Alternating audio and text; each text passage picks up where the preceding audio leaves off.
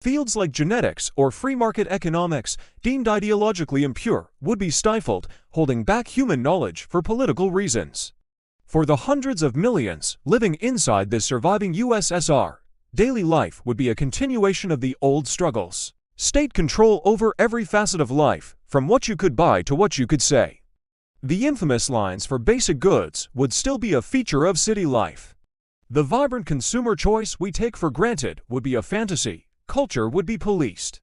Artists, writers, and musicians would have to conform to the rigid doctrine of socialist realism, or risk their careers and their freedom. Underground dissident art would exist, but it would be a dangerous and marginalized world. That profound cultural divide between East and West would never have healed. Human rights would be the greatest casualty. The Iron Curtain would remain a very real, very guarded border.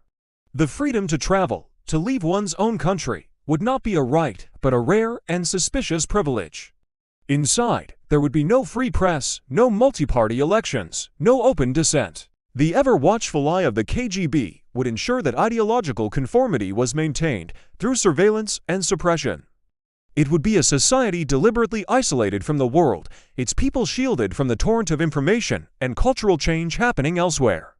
On a global scale, the very idea of capitalism's triumph would be laughable.